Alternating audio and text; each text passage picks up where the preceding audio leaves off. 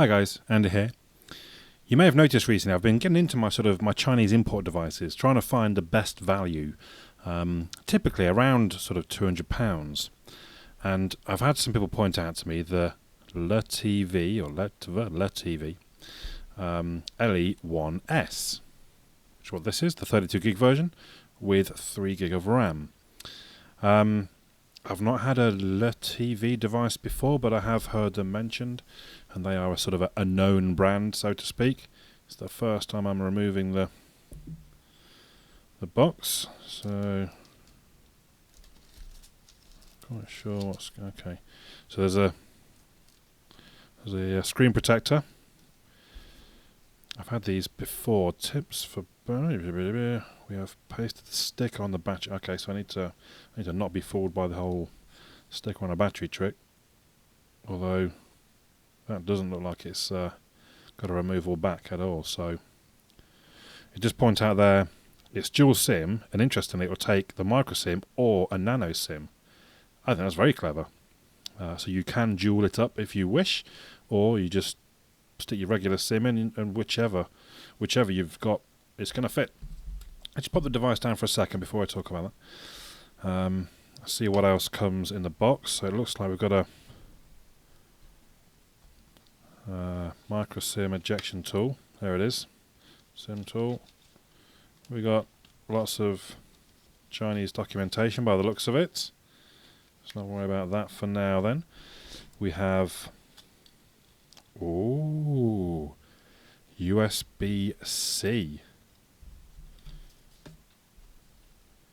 Interesting. It's the first import device, I think, that has had USB-C. And regular, well, I say regular, it's of no use to me. I can't get it out anyway. Oh, actually, that's worth pointing out. So obviously Google give theirs with a USB-C to C. This is a regular, what was that, A to C. Tell us anything there we need to know. 2 amps, blah, blah, blah. No, but I'm gonna assume it plugs fine into my Google charger. I can tell you, looking at that's a reversible USB-A, which is quite clever. I think OnePlus did that. Okay, let's pop all of that aside, and let's come back to the device. In fact, let's take off the front and the back. Now, right now, I'm just finishing up using the Redmi Note 3, the Xiaomi device. And then this will probably be my next device to use. A lot of people seem to be comparing the one to the other, so I figured, well, actually, maybe I should compare one to the other and let you guys know. And I've got to be honest, first impressions, this is a much better made device. It feels better in the hand. Could be wrong, but it feels nice and solid. The unibody design seems very nice. It seems to me like a kind of a rose gold. Is that my eyes? I don't know how well it's shown on the camera. It's kind of a pinky gold, but it does it that feels and looks. So I don't want to get too much into comparison, but in fact, no, I'm not going. I was just going to say this feels very good. I think this could be passed off as a pretty high-end device if you just passed it to somebody. The power button, I can tell you, feels pretty responsive. A nice click. And there we go, LeTV and some other writing. It is picking up some smudges already. So what have we got? In fact, if I read through a few of the specs that I've managed to find, again, they're not on GSM Arena, which is the site I usually use for checking on the specs. So we've got the dual SIM we've seen. 4G it says, but obviously we need to check what bands it uses. This one's got 3 gig and 32 gig of RAM. 3 gig of RAM and 32 gig of ROM. I think it's available in 16 and 2. The chipset. Now, a lot of these specs are almost identical to the Redmi Note 3. So the chipset is the MediaTek MT6795T Helio X10 octa-core 2.2 GHz. The GPU is the PowerVR G6200. It says it's running Android 5.1, but its own sort of system version of that.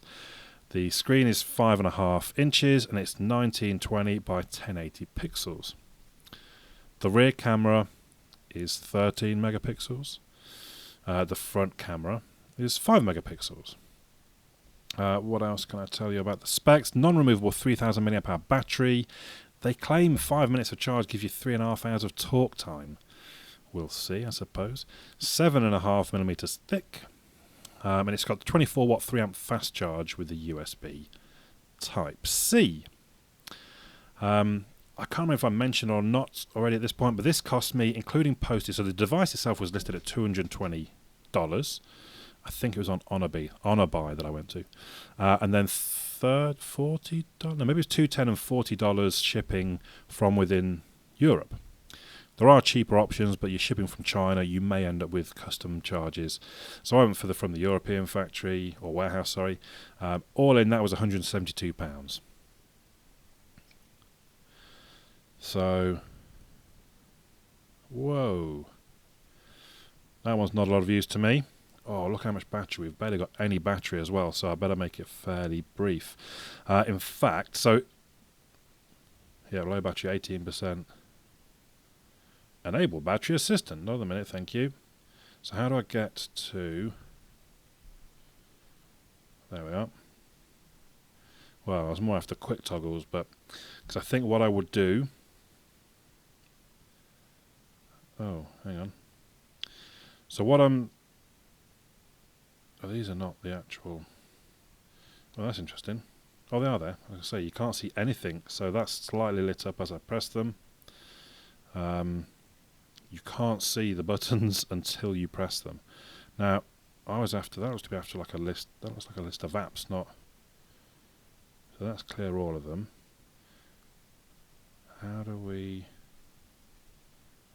Do you know what I have a feeling I don't know. Whoa. Right. So what we'll do? I'll go offline for a second. I'll try and figure out how I factory reset this thing. I'll maybe get it on charge for a little while as well. And then I'll come back to you. I'm back. So that's taken quite some time. A bit like the Redmi Note 3. When I factory reset, I lost Google. So, same principle. I found the installer. The installer's actually written for Xiaomi, but it works fine on the LeTV.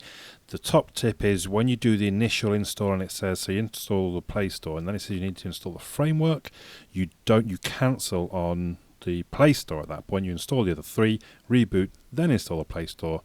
All is smooth. I'll try and remember to link to a video that I found that was really quite helpful in that respect. So I'm all logged in, charged a little bit of battery up, updated bits and pieces. And let's take a look at some things. So YouTube, for example. Let's see how the screen looks and how the speakers sound, for that matter, when it finally gets loaded up. This month, celebrate 50 years of James Bond with the complete Bond series. Every movie, every Bond, and of course, every Bond girl, including a few lesser-known girls you may have forgotten. Sounds pretty good.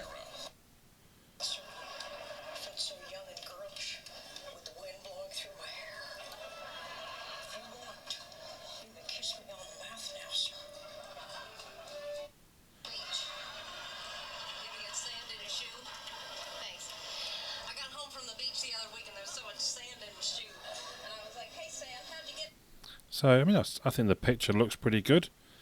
Sounds pretty good. No issues there. I have installed Geekbench, so let's run that. Interesting, it says high performance. Now, I don't know if that's just, well, I don't know, how does it know that? Has it done that because it's benchmarking? Would it do the same? I suppose I should have installed a game to see if it did the same when I opened the game. I don't mind if it's going to do that when it knows there's going to be some high performance needed from the CPU, then I don't have an issue with it. If it's doing it just to cheat the benchmarks, it's a little bit weird. At the same time, why would it tell me that if that's what it's doing? And also, I mean, as I say, this is a time when you'd want the CPU to be performing at its maximum. As long as it also performs at its maximum at other times when I need it to, like when playing a game. So I can tell you, for example, the Xiaomi Redmi Note 3 scored 4,500, 4,600-ish. This has almost identical specs, so we would be expecting the same, really. It's such a nice device, actually. I'm really impressed. The only thing I've kind of noticed, I don't know if you'll be able to hear it, that edge seems a little odd. Whoa, 5,000. So how did that score, or is that to do with this high performance thing? Because that's a score like my Note 5, to be fair. That's a really high score. See there some of the detail. That is, I would say that's pretty impressive. Very good. What else do you want to check? I want to check out the camera, I suppose. Just bring in my friend here.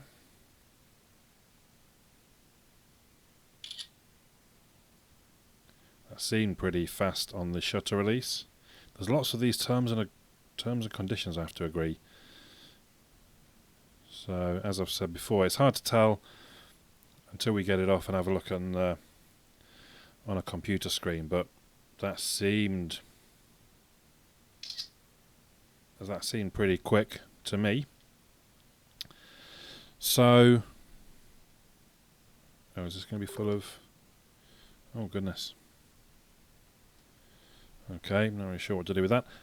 Right, now, one thing I have found out, the pull down is purely about notifications.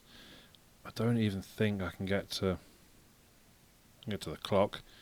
I need to change, obviously, the time zone that I'm in. But I can, from there, clear the notifications. Or the other side was to manage the notifications. To get to the quick stuff, we press the menu. Sorry if you saw that. Press the menu button in the bottom corner. Now we've got all sorts going on. We can sort them on the end with music. We've got a flashlight toggle. We go straight to the camera. A bit like the Xiaomi, we can lock things in and out. So I've locked, you see the little padlock at the top, I've locked the settings. So I could, well, let's just say I'm going to lock YouTube. So that will always be there, I think. How do I, there we go. So I clear them all. But YouTube and settings are locked. I can unlock it, swipe it away. So I guess as long as I keep settings locked, I can always get to it fairly easily. I've turned on the battery percentage there. There looks to be quite a lot of settings. Obviously, I'll have a rummage through them when I do the review, which will be in a week or so. There look to be a fair few sort of Chinese apps. Oh, that one I can't. Interesting. So I did manage to delete one earlier. Let's try this one. Bin, and it then says, look, yeah, let's uninstall. I have no idea what it is. My LeTV, maybe I should leave some of them there. So I will probably have to install a different launcher because I just can't get on with this whole sort of iPhone style, all my apps on my home pages. I just don't get it. So there we go. I think let's test the. So that seemed pretty good. I mean, not blazing fast, probably not next to 6p fast, but pretty good. And just, I mean, we're getting a bit of a better look there at the screen, perhaps. I think that looks pretty good. I'll have to get a bit of a more interesting wallpaper, perhaps. But I don't know, I think it's a really nice device. It just feels better made than a lot of devices around this sort of price point. Interesting, it's got the USB Type-C. The speaker sounded quite good. The camera looked okay. So my hopes are quite high for this one at this point. As I say, I will do a review in the next week or so. I've got a bunch of devices I'm doing at the moment, so there'll be lots of comparisons as well, hopefully between this and the Redmi Note 3. Subscribe if you haven't already. Let me know any questions you have in the comments below, and I'll try and remember to answer them when I do the review. For now, my name's Andy, and I'll catch you all again soon.